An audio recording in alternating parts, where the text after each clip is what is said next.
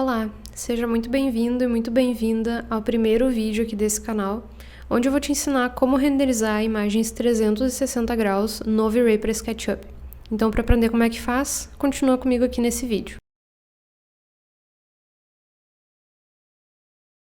Antes da gente entrar, de fato, nas configurações de renderização 360 graus, a gente precisa lembrar que quando a gente fizer esse render, ele vai mostrar literalmente todo o ambiente em volta desse observador que a gente vai configurar.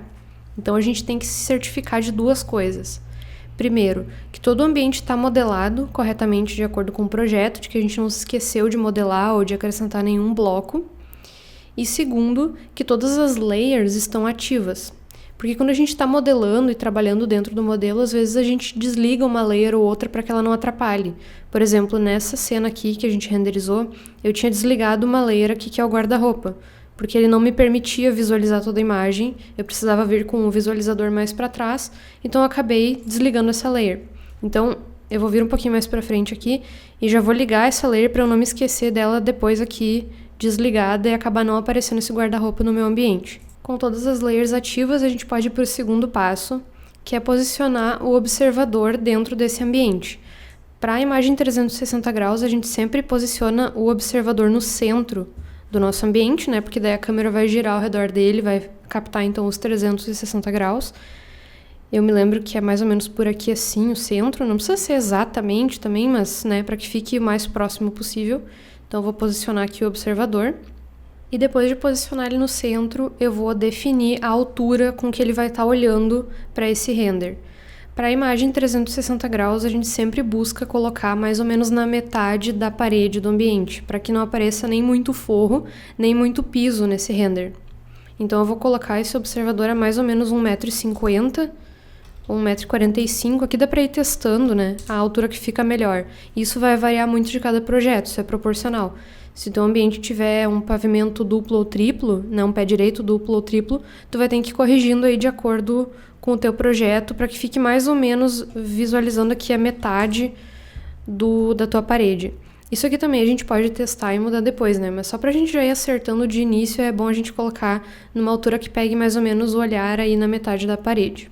Depois que a gente corrige essa altura do observador, a gente pode clicar com o olhinho e arrastar na tela para a gente posicionar mais ou menos o início dessa imagem e posicionar essa visualização de maneira que ela não fique nem muito torta, assim, né? Que as faces não fiquem muito tortas.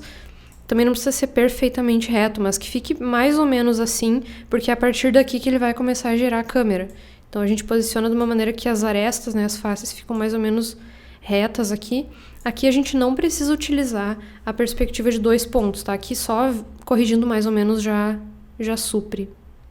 E um quinto ajuste antes da gente ir para as configurações do V-Ray é a gente corrigir o zoom da nossa câmera. Aqui eu abri a lupa e o meu zoom da câmera está em 25 mm. Aqui eu vou tentar colocar entre 45 e 50. Tá, a visualização vai ficar meio estranha aqui no preview do V-Ray, mas depois vocês vão entender melhor na imagem a diferença que vai fazer. E aí eu vou posicionar aqui, dar uma leve corrigida no meu olhar do observador. E aí a gente pode ir pro V-Ray. A gente poderia ter feito essas correções depois de ir pro V-Ray, mas só pra gente finalizar tudo no Sketch, depois a gente vai pro V-Ray e configura os detalhes finais. Então agora eu vou abrir o Asset Editor do V-Ray. Eu vou vir aqui na engrenagenzinha e vou vir nas opções de câmera. Aqui a gente pode observar que o tipo da câmera tá standard, né? Tá uma câmera padrão para renderizações comuns que a gente faz aí dentro do V-Ray. Aqui a gente precisa mudar o tipo da câmera para que ele entenda que realmente ele tem que captar uma imagem panorâmica. Então a gente vai clicar aqui e vai selecionar essa segunda opção, VR Spherical Panorama. Então aqui a gente está dizendo para ele que em vez de tirar uma foto reta, né, ele vai tirar uma foto panorâmica, como se fosse aí comparar com uma câmera ou com uma câmera do celular. E aí vocês podem ver que ele já removeu aquelas bandagens pretas que tinham aqui do lado, né, que delimitam o tamanho da imagem. Ele já está dizendo que ele vai ocupar toda a tela e ele já deu um zoom diferente na nossa câmera, né. Aqui daria até para dar uma corrigida, né, ele mudou para 92 mm, pode ser que aconteça no de vocês. Então eu vou mudar aqui e voltar para 50 para que não fique muito próximo. 45 talvez para ficar melhor. E posso dar uma outra corrigidinha aqui no meu visualizador. Depois que a gente configura bem certinho essa visualização, é bem interessante a gente criar uma cena para que fique mais organizado o nosso trabalho, né? A gente não tenha que ficar, caso eu tenha que voltar e ajustar alguma coisa, tem que estar sempre configurando essa visualização. Então eu vou vir aqui e já vou criar uma cena nova. A gente pode renomear ela para 360, assim a gente sabe que essa é a cena onde a gente está renderizando uma imagem panorâmica. E um último ajuste para a gente renderizar essa imagem seria a gente conferir o tamanho que essa imagem vai ficar, porque isso faz bastante diferença. Então eu vou vir aqui na engrenagemzinha também em Render Output, e aqui a gente pode ver que essa imagem já está com 3.000 pixels no maior tamanho por 1.500 de altura. Esse aqui é o tamanho ideal para renderizar a imagem em 360 graus. Se a gente renderiza muito menor do que isso, quando a gente leva para algum outro aplicativo ou site, ela acaba ficando muito pixelada, né? Fica aqueles risquinhos estranhos. Aqui a gente recomenda que vocês trabalhem, então, com 3.000 pixels nesse maior tamanho. Para um teste, a gente pode botar bem menos, né? Porque a gente precisa primeiro ver se está dando tudo certo. Então, aqui nesse primeiro eu vou botar 1.500 por enquanto, só para a gente visualizar. Ou até menos, a gente pode botar uns 800, só para a gente ver mesmo como é que tá ficando. Depois a gente volta aqui e coloca o tamanho para a resolução final. E aí eu vou renderizar um teste para a gente ver. E aí eu volto aqui quando tiver finalizado. O V-Ray finalizou a renderização. E aqui a gente pode ver que realmente, né, ele começou do centro para os lados, aqui como a gente tinha posicionado no SketchUp. Aqui a gente pode dar uma conferida também na imagem, se alguma coisa ficou meio estranha, se alguma coisa faltou, né? Eu vou reposicionar um pouco essa mantinha, essas almofadas, que eu acho que vai ficar melhor. E vou fazer mais alguns ajustes aqui ainda de composição. Mas daí para a imagem final a gente pode voltar aqui no Render Output e mudar essa proporção da imagem, que nem eu comentei. E lembrando que ela vai sempre ser essa proporção de 2:1. A largura da imagem vai ser o dobro da altura. Então, algumas pessoas perguntam, a imagem em 360 graus demora muito?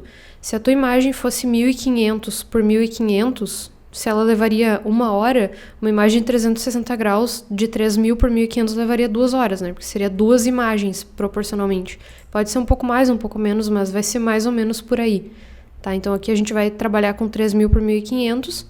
Eu vou renderizar ela, vou fazer uma pause e eu volto aqui de novo para mostrar para vocês como é que ficou. Antes da gente ir para a parte final, eu quero te convidar a curtir esse vídeo e se inscrever aqui no nosso canal.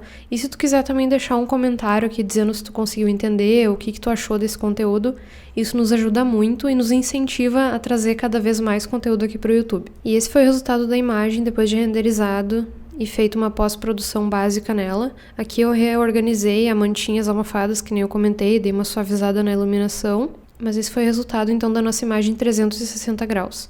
Depois de feita essa imagem, a gente pode levar ela para o Facebook e a gente consegue ter esse efeito interativo, onde a pessoa pode clicar e arrastar e ela pode passear pelo ambiente. Mas para a gente levar para o Facebook, não basta simplesmente a gente postar essa imagem aqui que a gente finalizou. Tem um ajuste que a gente precisa fazer no Photoshop antes de levar para o Facebook, senão ela não vai funcionar, ela vai ficar assim planificada e não vai ter esse efeito de interatividade. Então, se tu quiser aprender como postar essa imagem no Facebook para que ela fique interativa, a gente vai postar esse tutorial aqui no nosso YouTube, vai ser o próximo vídeo que a gente postar. Então já se inscreve aqui no canal, já fica acompanhando que logo logo vem a parte 2 desse tutorial. Eu espero que você tenha gostado desse vídeo, que você tenha entendido tudo. Se você ficou com alguma dúvida, você pode deixar aqui nos comentários que a gente vai responder todos eles. E eu te espero nos próximos vídeos.